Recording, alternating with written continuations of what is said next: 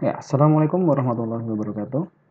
Kembali lagi di kelas pengendalian proses bersama saya, Hanif Prastiawan. Kita review sejenak mengenai pertemuan di minggu yang lalu ya.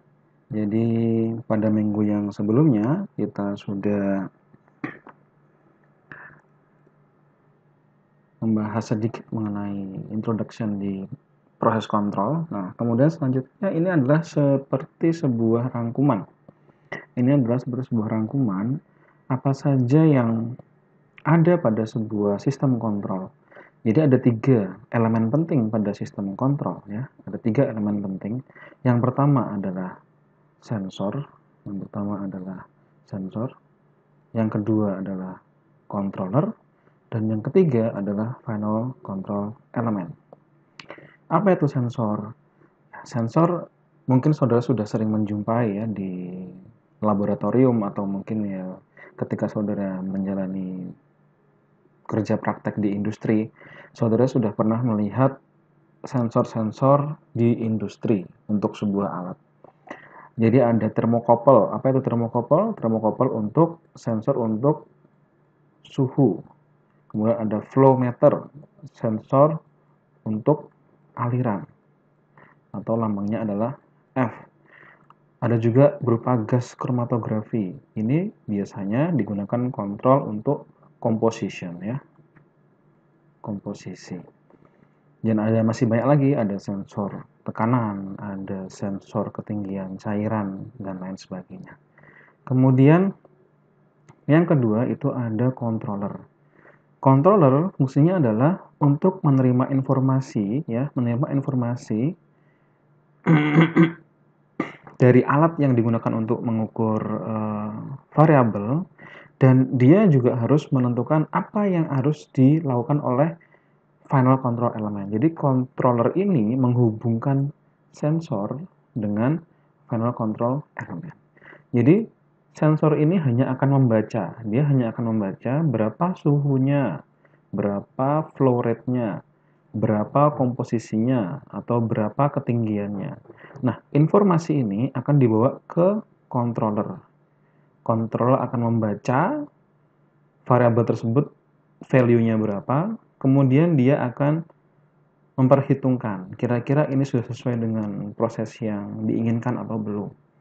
Kalau belum sesuai, maka dia harus mengirimkan informasi ke final control element agar ini bisa mempengaruhi, agar bisa merubah alirannya atau suhunya ataupun komposisinya sehingga sesuai dengan keinginan yang sudah di set sebelumnya.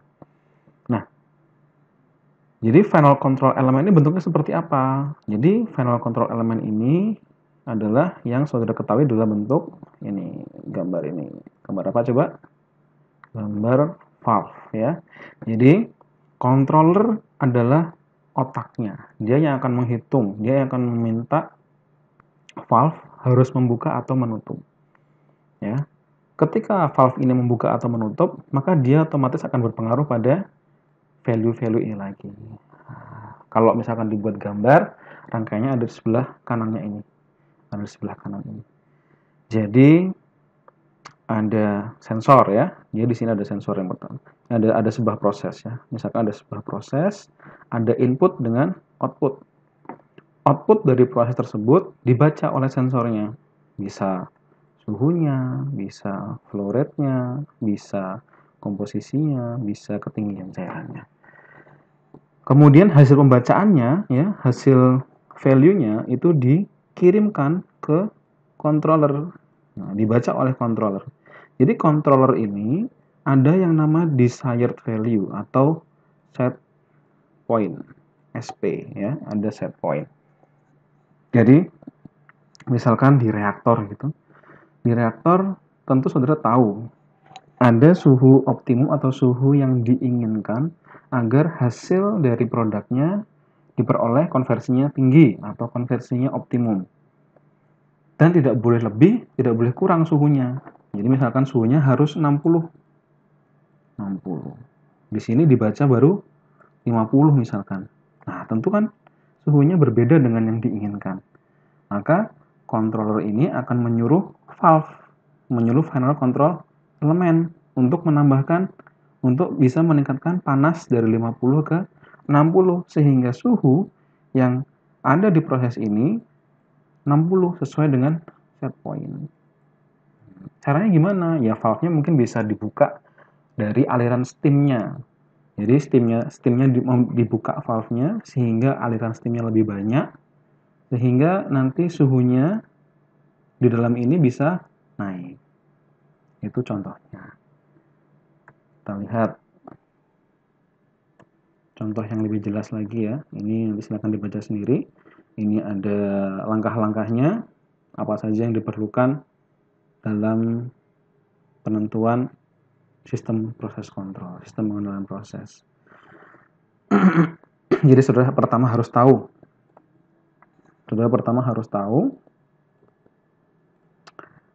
kontrol objektif.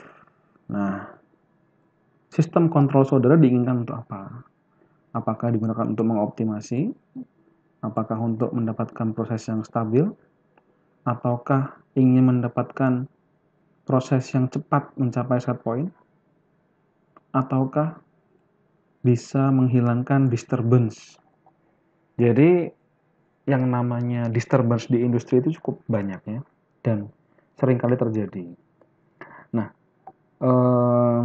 tentunya ini adalah hal yang tidak diinginkan di dalam proses, karena ini akan sangat mempengaruhi hasil dari proses saudara. Bisa jadi dengan adanya disturbance ini, hasil yang ditargetkan oleh pabrik saudara tidak akan tercapai. Makanya biasanya sistem kontrol yang dipasang di industri itu tujuan utama adalah untuk menghilangkan disturbance. Jadi untuk meminimalisir gangguan karena adanya disturbance ini ya. Dan yang kedua, variabel apa yang harus diukur dan mana yang harus di-adjust. Saudara harus tahu. Seperti tadi, oh saya ingin mengontrol suhu di reaktor. Maka saya harus mengadjust aliran dari steam-nya. Jangan sampai saudara malah mengadjust tekanan dari arus yang lain. Jadi yang paling mudah untuk meningkatkan suhu itu bisa meningkatkan aliran steam ya, bisa ditingkatkan atau suhunya steam dibesarkan, atau kalau misalkan memang tidak tercapai bisa juga justru flow rate dari stream utama dari proses tersebut yang dikurangi tetapi di split. Jadi ada 2 split, flow rate-nya dikurangi kecil-kecil sehingga nanti bisa tercapai suhunya dengan menggunakan steam yang ada. Itulah yang penting, makanya saudara harus tahu ada manipulated variable. Ini adalah variabel yang di-adjust. Manipulated variable ini sama dengan variabel yang di-adjust. Yang ketiga, konfigurasi. Ada konfigurasi kontrol, ada beberapa ya, ada 2, ada 3, bahkan mungkin ada 4 yang tidak tertuliskan di sini. Yang paling umum ditemui biasanya ada feed forward, ada feedback, kemudian ada inferential control. Masih ada lagi yang lain. Mungkin kalau saudara baca, saudara akan bisa menemui ada cascade control dan lain sebagainya ya. Tapi kita tidak akan membahas sampai sejauh itu, cukup ada 3 ini saja. Nah, biasanya yang paling sering digunakan itu adalah yang feedback control. Kenapa? Nanti kita akan lihat alasannya kenapa kok ini lebih sering dipakai. Nah, ini adalah contohnya. Contohnya ini adalah sebuah heat exchanger. Ini adalah sebuah heat exchanger. Ada fluide prosesnya, suhunya yang masuk 80, kemudian yang keluar menjadi 190 karena di sini ada steam yang masuk secara counter current dengan suhu 250 Fahrenheit. Tentunya keluar setelah dari heat exchanger, steamnya menjadi kondensat dengan suhu 250 Fahrenheit. Nah, kira-kira saudara kalau mau masang kontrol, mau saudara letakkan di mana? Nah, saya akan coba berikan waktu sebentar, silahkan dikerjakan. Di video selanjutnya akan saya sampaikan bagaimana cara memasang kontrol pada heat exchanger dan beberapa opsinya. Terima kasih. Assalamualaikum warahmatullahi wabarakatuh.